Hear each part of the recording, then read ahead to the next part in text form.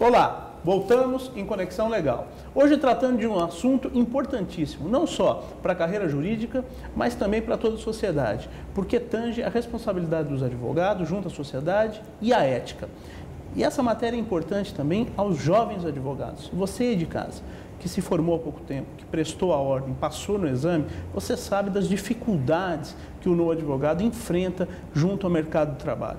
E, para tanto, o nosso instituto, o IDC, estará ao seu lado.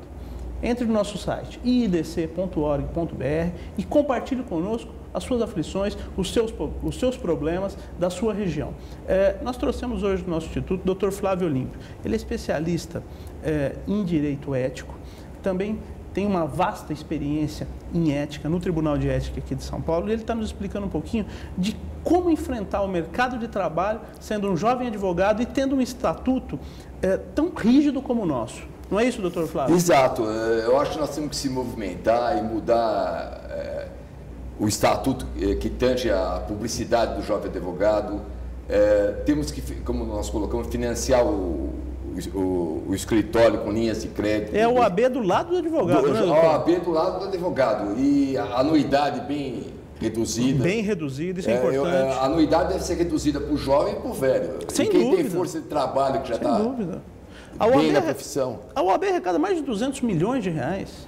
Exato. Eu acho que tem que ser por aí, tem que incentivar o jovem advogado, uma bolsa de currículos na OAB bem estruturada, para colocar o jovem advogado nas empresas, nos grandes escritórios. Sem dúvida. A internacionalização da OAB, para que o advogado possa atuar no Mercosul, na América, no todo o continente americano, na Europa, na Ásia. Exatamente. Doutor, é inadmissível que nós não tenhamos um advogado na Organização Mundial do Comércio.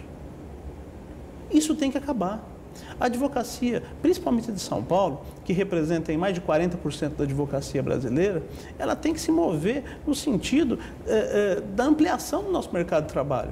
Porque só o Brasil é pouco. Nós temos que sair para a América do Sul, sair para outros continentes. O que o senhor acha isso? E qual a visão do nosso estatuto? Você tem razão. Você vê, principalmente na Europa, o advogado, ele trabalha na Europa toda. Sim. É comum você ver um advogado italiano trabalhar na Itália, um francês trabalhar na Espanha, até em casos criminais. Sim. Então, nós precisamos aqui no Mercosul que o advogado pudesse advogar na Argentina.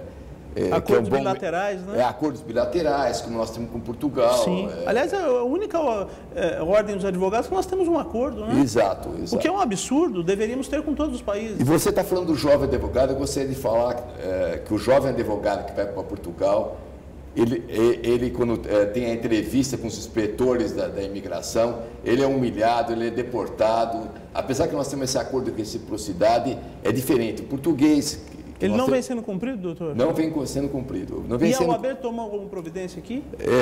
Nenhuma que eu tenha conhecimento. Poxa. O jovem advogado, ele vai para Portugal, chega no aeroporto para advogar, porque tem um acordo de reciprocidade que o advogado português pode advogar aqui e o brasileiro lá em Portugal.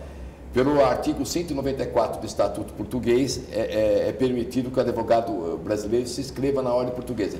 Ele chega já no aeroporto, na entrevista, ele coloca que vai trabalhar em Portugal, vai advogar, ele já é deportado, é humilhado. Na ordem portuguesa, eles cobram 300 euros só para examinar a documentação dele, para fazer um exame preliminar.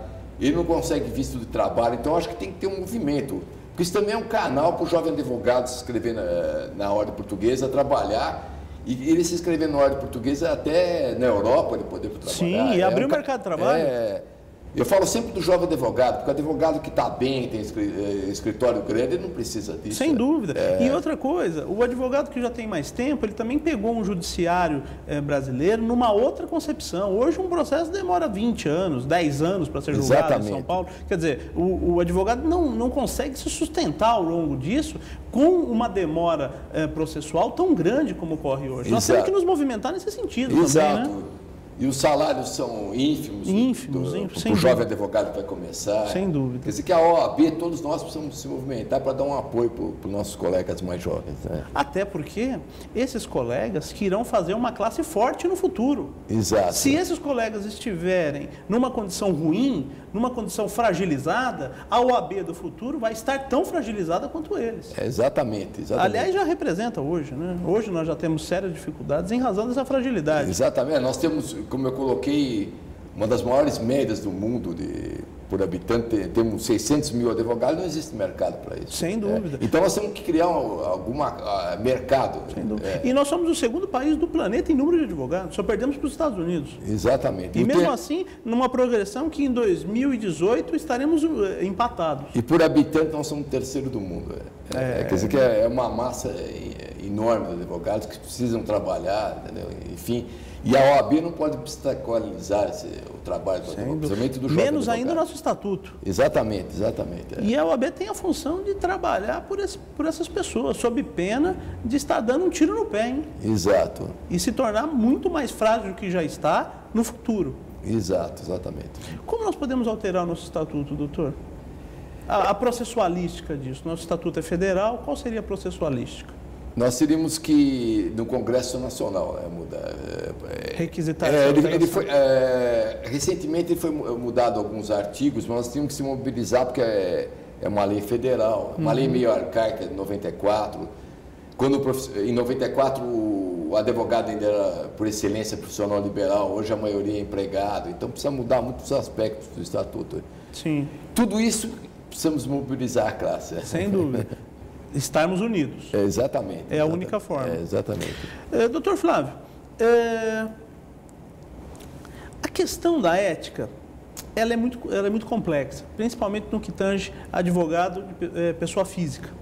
Mas essa ética é estendida também aos escritórios de advocacia? Sim, os escritórios de advocacia, as sociedades de advogados, os sócios respondem pessoalmente, todos os sócios por infrações éticas. Né? Sim. Tipo assim...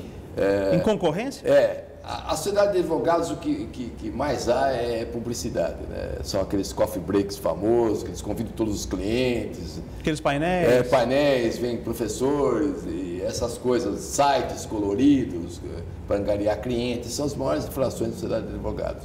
Aí que eu digo do jovem advogado, nós estamos falando, o jovem advogado não tem mínima condição para isso. Mínima condição. Mínima condição de promover toda essa parafernália. Então, ou seja, os grandes escritórios acabam quebrando o princípio do nosso estatuto que veda a publicidade. São as infrações mais recorrentes, são publicidade dos grandes escritórios. Às vezes o jovem advogado distribui um papelzinho na estação de ferro, é punido.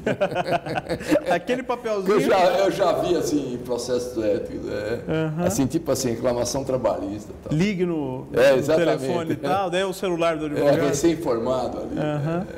Que às vezes, em determinado momento, foi até compelido a agir daquela maneira. Exatamente, precisou, né? Porque é jovem, precisa ganhar dinheiro para sobreviver, para pagar, às vezes, o crédito educativo. Muitos estão sendo negativados pela Caixa Econômica. É verdade. Ficam possibilidades até mesmo de prestar concursos. Recentemente, na Folha de São Paulo, saiu uma reportagem, são mais de 500 mil estudantes que estão sendo negativados pela Caixa Econômica. 500 mil?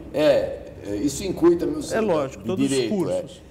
Porque eles não têm dinheiro para pagar aquele crédito educativo. Né? Muitas vezes porque o mercado de trabalho não propicia. Não é que eles não querem. Sem dúvida. Geralmente o jovem é honesto. Né? Sem dúvida. Porque precisa também ser honesto, doutor, porque tem uma vida inteira pela frente. Exatamente.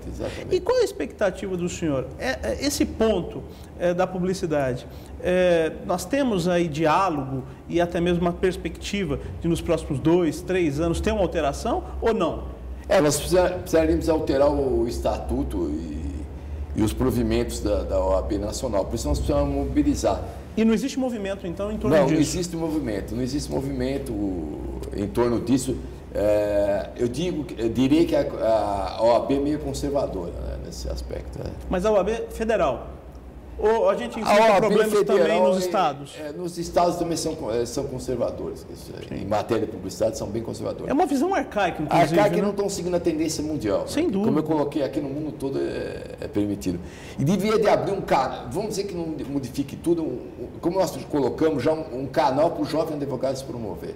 Doutor. Porque como ele vai começar com uma banca sem... Hoje em dia, por exemplo, uma cidade como São Paulo, são milhões de habitantes, como ele vai começar a advogar, sem se promover uma publicidade? Imagine aquele advogado que se formou que não tem nenhum outro advogado na família. Imagina quão perdido ele estará. Totalmente perdido, totalmente. Doutor, no nosso instituto, a questão de uns 8 meses atrás, desenvolveu uma pesquisa e tentando identificar quais são, ou melhor, qual é a renda per capita de um advogado ao longo do globo. E a minha pergunta vem justamente nesse sentido, com os dados que nós aferimos. Mas como o nosso tempo já se esgotou nesse bloco, eu queria que o senhor respondesse no próximo bloco a pergunta que eu vou fazer a respeito da renda per capita do advogado ao longo do mundo. Tá bem? Tá ok. Você de casa, continue em Conexão Legal.